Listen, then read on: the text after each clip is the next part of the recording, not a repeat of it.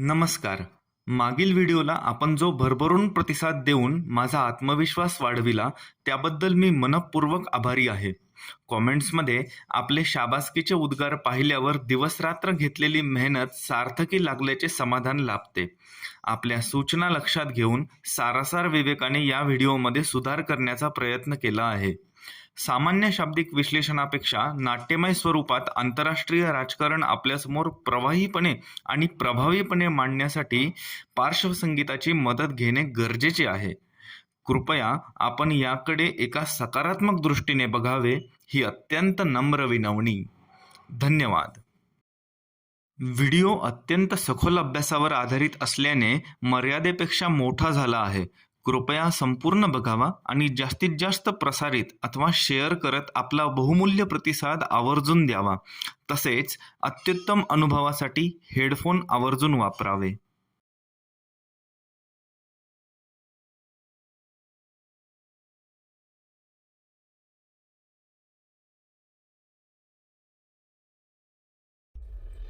March 2024ला Bharat mission Divyastra अंतर्गत MIRV तंत्रज्ञान युक्त अग्नि 5 क्षेपणास्त्राची यशस्वी चाचणी करतो. हिंदू सरोवराला अर्थात हिंदी महासागराला आपण भारताचे स्ट्रॅटेजिक बॅकयार्ड किंवा धोरणात्मक रणभूमी असे संबोधतो. परंतु त्या दृष्टीने आपण केलंय काय? गेल्या 70 वर्षांमधील सागरी अंधारातून आता कुठे नवा सूर्योदय, निळा सूर्योदय होऊ घातला आहे. पाहूया पुष्प पहिले, कोकोचे भूत, भाग दुसरा, निळा सूर्योदय, मालिका सागरा प्राण तळमळला.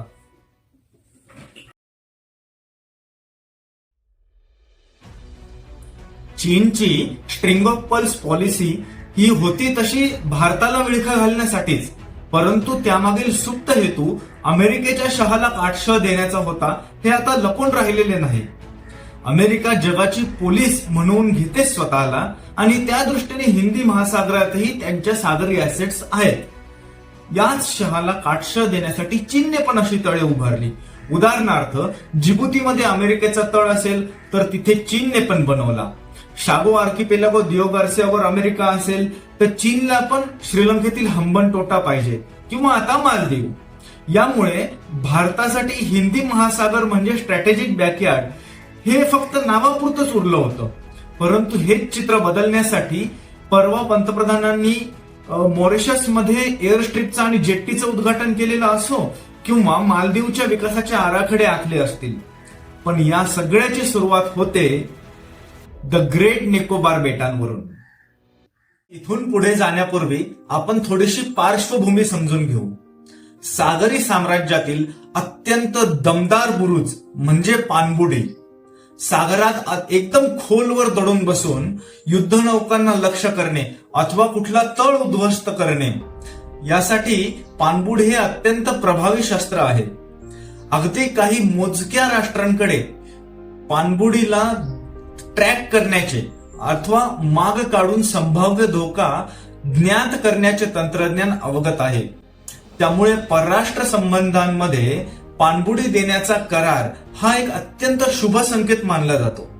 तर डिसेंबर 2020 मध्ये आंग सॅन स्यू की या म्यानमारच्या अध्यक्षा असताना भारताबरोबर फुलत चाललेल्या मैत्रीच्या अंतर्गत भारताने म्यानमारला अगदी पहिली वहिली पाणबुडी देऊ करण्याचा करार केला.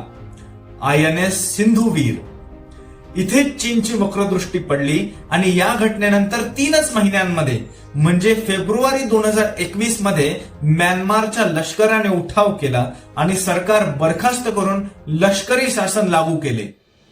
एरवी सुदृढ असणाऱ्या लोकशाही दोष काढणारी पाश्चात्य राष्ट्रे इथे मात्र साधा निषेध करून गप्प बसली, स्वस्थ बसली आणि दूरदृष्टीच्या आत्यंतिक अभावाचे जाहीर प्रदर्शन करत म्यानमारशी कधीच नसलेले संबंध तोडून म्यानमारला वाळीत टाकण्याचा प्रयत्न केला आणि या परिस्थितीने म्यानमारला अलगद चीनच्या कुशीत आणून बसविले. बस चीनने पुढचा आराखडा आखलेला होताच आणि OBOR असेल म्हणजे वन बेल्ट वन रोडचा इनिशिएटिव्ह असेल किंवा CPEC अर्थात चायना पाकिस्तान इकॉनॉमिक कॉरिडॉर असेल, त्याचप्रमाणे CMEC चीन म्यानमार इकॉनॉमिक कॉरिडॉर याला सुद्धा गती देण्याचे प्रयत्न चीनने सुरू केले आणि या पटावरील वजीर होऊ घातलेला प्यादा म्हणजे कोकोचे बेट.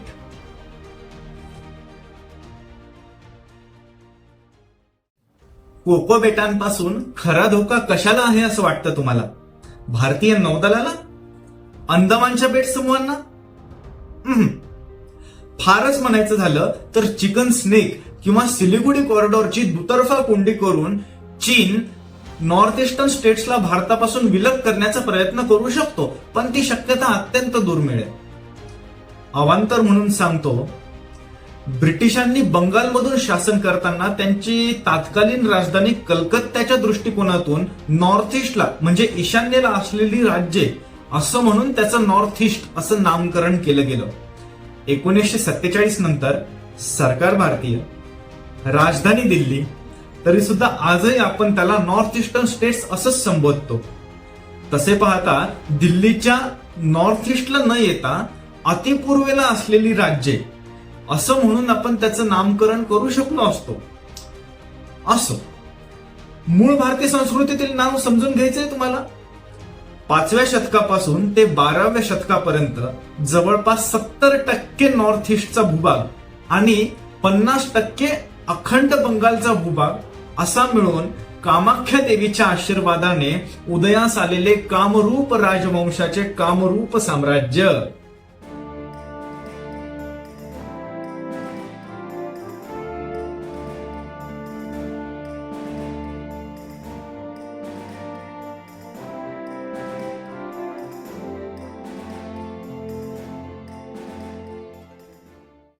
तर आपण पाहत होतो की कोको बेटांचा खरा धोका कशाला आहे. एक तर श्रीहरिकोटा येथील सतीश धवन अवकाश केंद्र, जिथून आपली सगळी उपग्रह प्रक्षेपित केली जातात. शिवाय आता तमिळनाडूमध्ये कुलशेखरपट्टिनम येथे दुसरे उपग्रह प्रक्षेपण केंद्र उभे राहणार आहे. ही दोन्ही ठिकाणे चीनच्या नजरेच्या टप्प्यात येत आहेत. म्हणजे विचार करा की या एका कोको बेटांमुळे चीन किती आत घुसखोरी करून बसलेला आहे. एवढंच नव्हे तर ओडिसातील कलाम बेटांवरही चीनची नजर बसली आहे. ही तीच अब्दुल कलाम बेटा आहेत जिथून भारताची DRDO संस्था आपली मिसाईल टेस्टिंग किंवा क्षेपणास्त्र चाचणी करते. परवा 11 मार्चला भारताने MIRV तंत्रज्ञान युक्त अग्नि 5 क्षेपणास्त्राची यशस्वी चाचणी केली. तसं या चाचण्या अत्यंत गुप्त असतात. परंतु बरोबर या चाचणीच्या एक दिवस आधीच विशाखापट्टणम पासून अगदी 500 किलोमीटर अंतरावर कलिंग सागरात चीनचे सागरी संशोधन करणाऱ्या नौका कशा काय येऊन बसल्या. शिवाय भारताने कधीच अग्नि 5 ची रेंज अर्थात मारक क्षमतेचं अंतर सार्वजनिक केलेलं नसताना चीन मात्र हा दावा करतो की अग्नि 5 ची रेंज 8,000 ते 10,000 किलोमीटर एवढी आहे. इथे आपल्याला कोकोवर बसवलेल्या गुप्त माहिती संकलन प्रणालीचे उपद्रव मूल्य प्रकर्षाने जाणवते. आणि सागरी संशोधनाच्या नावाखाली चीनने जो खेळ मांडलेला आहे त्याचा भारताच्या सुरक्षेवर किती खोलवर आत काटा रुतत चाललाय हे लक्षात येते. म्हणजे लक्षात घ्या की कोकोचं शेपूट केवढ्या मोठ्या हत्तीचं भूत होऊ घातलंय. पण खरंच कोकोचा एवढा बाऊ करायची गरज आहे का?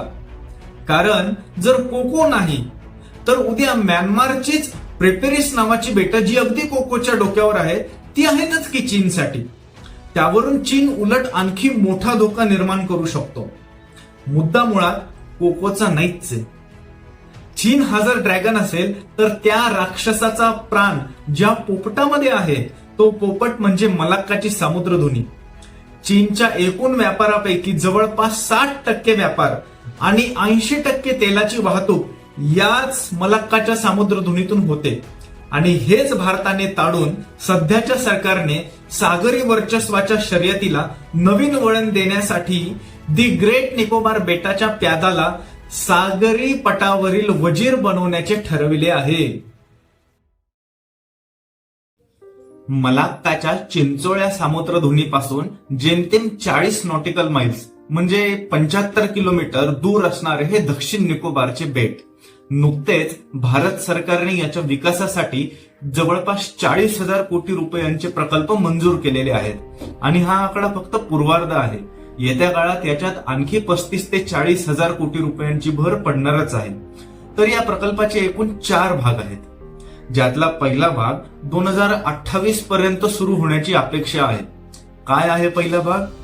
ICTP, इंटरनॅशनल कंटेनर ट्रान्सशिपमेंट पोर्ट, म्हणजे आंतरराष्ट्रीय कंटेनर हस्तांतरण बंदर. हस्तांतरण बंदर म्हणजे काय की कधी कधी एखादे मोठे जहाज काही माल घेऊन समजा जपानवरून दुबईला जात असेल तर त्या जहाजात भारतात देऊ करायचा सुद्धा काही माल असतो. आता केवळ एवढ्यासाठी भारतात येण्यापेक्षा त्या जहाजाच्या मार्गावर ऑन द वे जर त्याला श्रीलंकेतील कोलंबो किंवा सिंगापूरचे बंदर लागत असेल तर ते जहाज त्या सिंगापूरच्या बंदरावर भारतात देऊ करायचे सामान उतरवून देते आणि सिंगापूरवरून भारताला येणारे जे दुसरे जहाज असेल त्या जहाजामार्फत भारताचे सामान आपल्यापर्यंत पोहोचते. इथे सिंगापूर हे हस्तांतरण बंदर ठरते. हा झाला एक अर्थ. आता दुसरा अर्थ म्हणजे कधी कधी आंतरखंडीय प्रवास करणारी अतिप्रचंड जहाजे केवळ अत्यंत खोल समुद्रातूनच प्रवास करू शकतात किंवा नांगर टाकू शकतात. समजा त्यांना भारतात सामान उतरवायचे असेल तर ते आधी डीप वॉटर पोर्ट मध्ये म्हणजे अतिखोल पाण्याच्या बंदरामध्ये नांगर टाकतील आणि तिथून तुलनेने छोट्या जहाजावर हे सामान हस्तांतरित करून भारतीय भूमीवर आणले जाईल. याला म्हणतात हस्तांतरण बंदर.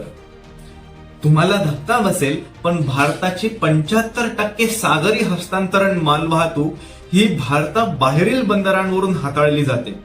अहो, इवल्याशा श्रीलंकेकडे ही सुविधा आहे पण भारताकडे नाही.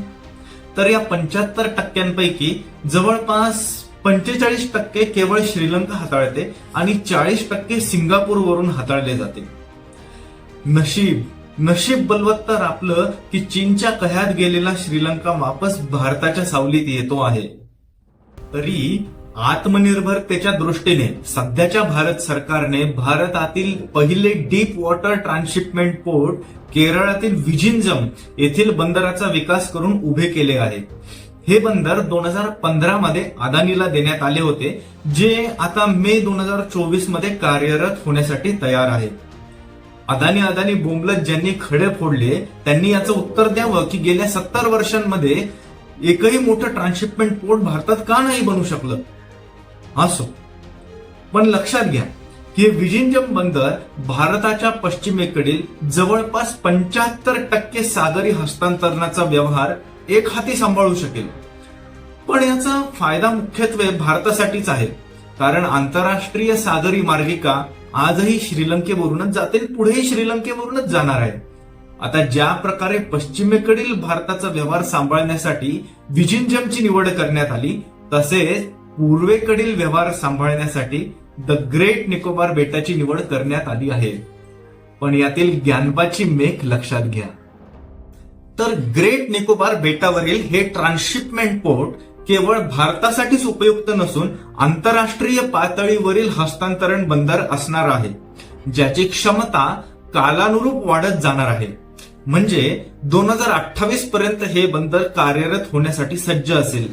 त्यावेळेला त्याची क्षमता 4 मिलियन म्हणजे 40 लक्ष TEU एवढी असेल आणि 2050 पर्यंत ही क्षमता 16 मिलियन म्हणजे 1,60,00,000 TEU एवढी वाढवण्याचा मनोदय आहे. इथे TEU म्हणजे 20 फूट इक्विव्हॅलंट युनिट. असं लक्षात घ्या की एक कंटेनर हे साधारण प्रमाणानुसार 20 फुटाचे असते. तर असे किती कंटेनर एखादे बंदर सामावून घेऊ शकते यावर त्याची क्षमता आणि उपयुक्तता ठरते. तुलनात्मक अभ्यासासाठी म्हणून सांगतो की याच निकोबारच्या खाली जगातील सगळ्यात मोठे हस्तांतरण बंदर आहेत, म्हणजे सिंगापूर, ज्याची क्षमता 37.5 मिलियन TEU एवढी आहे आणि 2040 पर्यंत ही क्षमता 65 मिलियन करण्याचे त्यांचे ध्येय आहे. आता या सिंगापूर समोर भारताचे 16 मिलियन म्हणजे अगदीच तुटपुंजे नाही का? बरोबर आहे. पाहिजे तर अख्खा निकोबार वापरून भारत सिंगापूरच्याही पुढे जाऊ शकतो. पण एक तर सिंगापूर अनायासे उपलब्ध असताना निकोबार कितपत यशस्वी होईल ही एक शंका आहेच. त्यामुळे सध्या तरी मुख्यत्वे याची निवड भारतासाठी म्हणूनच केली गेली आहे आणि अगदीच इमर्जन्सी केसमध्ये सिंगापूरला पर्याय म्हणून सुद्धा याकडे पाहिली जाते. परंतु आंतरराष्ट्रीय राजकारणामध्ये हार्ड पॉवर सोबतच म्हणजे लष्करी आणि आर्थिक ताकदीसोबतच सॉफ्ट पॉवर म्हणजे सौम्य संपदा आणि गुडविलची शक्ती ही अत्यंत धोरणात्मक पद्धतीने वापरता आली पाहिजे. आणि या अंतर्गतच येतात या प्रकल्पाचे भाग 2, 3 आणि 4. भारत सरकारच्या प्रयोजनानुसार दुसऱ्या भागामध्ये ग्रेट निकोबार बेटावर ग्रीनफील्ड इंटरनॅशनल एअरपोर्ट उभा राहणार आहे. ग्रीनफील्डचा अर्थ होतो की अगदी मुळातून म्हणजे पहिली वीट ठेवण्यापासून एखादी व्यवस्था उभी करणे, राईट फ्रॉम स्क्रॅच. दुसरं असतं ते ब्राउनफील्ड म्हणजे एक्झिस्टिंग किंवा विद्यमान स्थितीत असणाऱ्या व्यवस्थेमध्ये आणखी सुधार करून बदल करून त्याला आणखी मोठं बनवणे. आपल्याला हे लक्षातच येत नाही की हे ग्रेट निकोबारचे बेट पूर्वेकडील जगाचं मध्यवर्ती केंद्र बनू शकतं.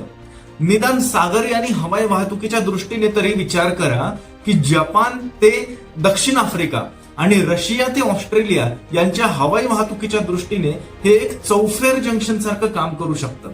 केवढी मोठी शक्यता आहे ही उद्याच्या जगतातील. आता तिसरा भाग म्हणजे gas and solar power plants. लक्षात घ्या की ही वीज निर्मिती काही केवळ अंदमानसाठीच असणारे असं नाही. तुम्हाला आश्चर्य वाटेल पण सिंगापूरला विजेसाठी इतर शेजाऱ्यांवर अवलंबून राहावे लागते. 2023 मध्ये सिंगापूरची विजेची मागणी जवळपास 13,000 मेगावॅट एवढी होती. म्हणजे अख्ख्या महाराष्ट्राला जेवढी वीज लागते तेवढी उल्याशा सिंगापूरला लागते. भविष्यात या निकोबारच्या बेटावर तयार होणारी वीज जर आपण सिंगापूरला विकायला लागलो तर लक्षात येईल की निकोबारचे हे दिसायला एवढेसे असणारे बेट किती मोठ्या शक्यतांनी ओतप्रोत ओसंडून वाहते आहे. आता चौथा भाग बघू, कोस्टल सिटीज. का बरं सगळी रो हाऊसेस, लाउंजेस, रिसॉर्ट्स बाहेरच असतात? आपल्याकडे निसर्गाने एवढं वरदान दिलेलं असून सुद्धा आजपर्यंत आपण डोळ्यावर पट्टी बांधत आलोय. लक्षात घ्या या कोस्टल सिटीज मध्ये फक्त भारतीयच राहणार नाहीत, प्रचंड मोठी परकीय गुंतवणूकही यात होणार आहे. यामुळे एक म्हणजे भारताचे गुडविल तर जगभरात पसरेलच, पण दुसरं म्हणजे आधी सांगितल्याप्रमाणे आधीच्या तीनही भागातील प्रकल्पांना सॉफ्ट पॉवरचं जबरदस्त संरक्षण मिळेल. उदाहरणार्थ समजा चीनने आपल्यावर उद्या या निकोबारच्या बेटांवर आक्रमण केलं तर जगातील बहुतांश देश कडक शब्दामध्ये निषेध करतील, पण त्यांचा सूर हाच असणार की हा चीन भारत यांच्यामधील अंतर्गत विवाद आहे असं म्हणून ते अंग झटकून घेणार. तेच समजा इथे परदेशी पाहुण्यांनी जर गुंतवणूक केली आणि चीनने यावर आक्रमण केले तर भारतासाठी नाही पण स्वजनांच्या निष्ठे प्रतिष्ठे खातर किंवा निवडणुकातील मतांच्या गणितासाठी का होईना ही राष्ट्रे भारताच्या बाजूने ठामपणे उभी राहतील आणि यामुळे चीन विचार करूनही 100 वेळेला विचार करूनही आक्रमण करू शकणार नाही. याची तजवीज कोस्टल सिटीजच्या स्वरूपामध्ये अशा सॉफ्ट पॉवरच्या साह्याने केली गेली आहे. आता एवढं सगळं इथे होणार म्हणल्यावर भारतीय नौदलासोबतच हवाई दल पण इथे तळ ठोकून बसणारच. आणि इथेच कळीचा मुद्दा लक्षात घ्या. एखादी विमानवाहू युद्धनौका बांधायला प्रचंड खर्च येतो आणि असं पाहता त्याचा प्रत्यक्ष युद्धापेक्षा शांततेच्या काळात शत्रूवर वचक ठेवण्यासाठी जास्त उपयोग होतो. शिवाय समजा ही युद्धनौका काही कारणाने बुडाली तर युद्धाची सगळी गणितं त्या प्रभाव क्षेत्रातली बदलून जातात. आणि अशा ठिकाणी निकोबार सारख्या बेटाची महती कळते की जर या बेटावर आपण हवाई दल उभारले तर ही निसर्ग निर्मित कधीही न बुडणारी विनामूल्य मिळालेली विमानवाहू युद्धनौकाच नव्हे का? एवढंच नव्हे तर मध्य पूर्वेपासून अतिपूर्वेपर्यंत संपूर्ण दक्षिण आशियाची आणि त्यामार्गे जोडल्या जाणाऱ्या अमेरिकेची कळ सुद्धा भारतीय नौदलाच्या हातात असेल. अर्थात याला सॅटेलाइटचा पर्याय आहेच, पण पश्चिमेला पूर्वेशी जोडणाऱ्या समुद्राखालून ज्या स्लॉक्स म्हणजे सी लाईन्स ऑफ कम्युनिकेशन जातात त्यांच्या नाड्या याच मलाक्काच्या सामुद्रधुनीतून जाण्याआधी द ग्रेट निकोबारच्या बेटाला शिवून जातात. चीनचा व्यापार, चीनचे संदेशवहन, चीनच्या नौदलाची हालचाल हे सारं एक प्रकारे भारताच्या निरीक्षणात राहीलच, पण या साऱ्या खटाटोपाचा मुकुट म्हणजे आयसेक. तुम्ही आयमेक म्हणजे इंडिया मिडल ईस्ट कॉरिडॉर बद्दल तर ऐकलंच असेल G20 दरम्यान. तर त्या प्रकल्पाला खरा अर्थ तेव्हाच प्राप्त होईल जेव्हा भारतीय रेल्वे सिंगापूरला युरोपात नेऊन पोहोचवेल. थोडंसं अवांतर म्हणून सांगतो, पण आयमेक अंतर्गत इस्रायलचं जे हायफा बंदर आहे ते सुद्धा अदानीच चालवतात. केरळातील विझिंजम बंदर जे आता तयार होऊ घातलंय ते बंदर सुद्धा अदानीच चालवणार आहे. आणि ग्रेट निकोबारचं बंदर सुद्धा जर अदानींनाच मिळालं तर आश्चर्य वाटून घेऊ नका. पण यामध्ये लक्षात घ्या की वेगवेगळ्या देशांची जहाजे या मार्गावरून जात असतील, परंतु हायवे आणि टोल नाका भारताचा असेल. तर आयमेक प्रमाणे आयसेक म्हणजे इंडिया साऊथ ईस्ट कॉरिडॉर हा प्रकल्प भारताच्या कामरूप प्रदेशातून म्हणजे नॉर्थ ईस्टर्न स्टेट्स मधून म्यानमार, लाओस, व्हिएतनाम, कंबोडिया जोडत मलेशिया मार्गे सिंगापूर, इंडोनेशियामध्ये जाऊन धडकतो. या संपूर्ण मार्गावर रस्ते रेल्वेचं जाळं उभारण्याचा मूळ संकल्प आहे, जसा आयमेक अंतर्गत दुबई, सौदी अरेबियामध्ये. पण यामध्ये एकमेव अडसर येऊन बसतो, तो म्हणजे चीनचा. गेल्या 70 वर्षातील दूरदृष्टीमुळे भारताला दक्षिण पूर्व आशियामध्ये उतरण्यासाठी एकमेव मार्ग उपलब्ध आहे आणि तो मार्ग याच 70 वर्षातील कृपेमुळे धगधगत ठेवलेल्या मणिपूरमधून म्यानमारमध्ये उतरतो. तिकडे आयमेक सुरू होण्याआधीच गाझातील युद्धामुळे त्याला स्वल्पविराम लागलाय आणि इकडे मणिपूर, म्यानमारमुळे आयसेकला दीर्घकाळ अर्धविराम लागून राहणार आहे असंच दिसतंय. आता हे सगळं प्लॅनिंग जर मी तुम्हाला सांगू शकत असेल तर चीनला ते दिसत नाही असं वाटतं तुम्हाला? हे बघा, म्यानमार नंतर अलगत थायलंड पण कसं चीनच्या कह्यात जाऊन बसलंय ते बघा. क्रा लँड ब्रिजच्या माध्यमातून मलाक्काच्या सामुद्रधुनीला पूर्ण वगळून अंदमानच्या समुद्रातून म्यानमारच्या रनोंग बंदरापासून थायलंडच्या चुंफुन बंदरापर्यंत रस्ता, रेल्वे मार्ग काढण्याची मूळ योजना आहे. आणि हा प्रकल्प सुद्धा निकोबारच्या प्रकल्पाप्रमाणेच 2030च्या आत पूर्णपणे कार्यरत होण्याची अपेक्षा आहे. डिसेंबर 2023 मध्ये थायलंडच्या नवनिर्वाचित पंतप्रधानांनी ही संकल्पना चीनच्या दौऱ्यावर असताना मांडली. आणि गंमत म्हणजे यासाठी गुंतवणूक आकृष्ट करायला ते अमेरिकेला गेले होते. तर या संपूर्ण प्रदेशाचं चीनने सर्वेक्षण करून आराखडा पण तयार केला आहे. त्यामुळे हा भाग येत्या काळातील पूर्वेकडील सुएझ कालवाच होऊ घातला आहे. त्यामुळे ज्याप्रमाणे पश्चिमेस आयमेक सुरू होण्यासाठी भारताने जोरात प्रयत्न सुरू केले पाहिजेत, त्याचप्रमाणे पूर्वेकडे आक्रमक रणनीती अवलंबून आयसेकला सुद्धा आज इथे आता त्वरित गती दिल्याखेरीज पर्याय नाही. भूराजकीय आंतरराष्ट्रीय राजकारणामध्ये रिलेव्हंट राहण्यासाठी टायमिंग साधून attack is the best defence म्हणजे आक्रमकता हेच सर्वोत्तम संरक्षण तंत्र या नीतीचा अवलंब करून आपलं प्रभुत्व प्रस्थापित करण्याची गरज असते. त्यामुळे या सगळ्या सागरी नियंत्रणाला अतिविशेष महत्व प्राप्त होऊन बसते आणि त्यामुळे कोकोचे बेट इवलेसे छोटेसे का असेना, पण सागरातील एक एक बेट तेवढेच महत्वाचे आहे. साम दाम दंड भेद नीतीचा अवलंब करून भारताचे शक्ती प्रदर्शन केवळ प्रदर्शनापुरते मर्यादित न राहता त्याची ऐतिहासिक दखल साऱ्या जगाने घ्यावी, यासाठी लोकशाहीत जनतेचा दीर्घकालीन आशीर्वाद सरकारच्या पाठीशी ठामपणे उभा राहणे अत्यंत आवश्यक असते. आंतरराष्ट्रीय संबंधात प्रतिस्पर्ध्याच्या प्रत्येक शहाला मुत्सद्देगिरीचा काटशह द्यावा लागतोच. आणि 2014 पासून इतिहास साक्षी आहे की सध्याच्या भारत सरकारला हा काटशह देता येतोच. योग्य संधीची वाट पाहत थांबले आपले नेतृत्व आणि या दशक समाप्तीपर्यंत वाट पहा. 2014ला रात्रीच्या अंधारात उमललेलं कमळ 2030 पर्यंत निळा सूर्योदय नक्कीच घेऊन येईल. तुर्तास या पहाटेचे साक्षी होऊया. नमस्कार.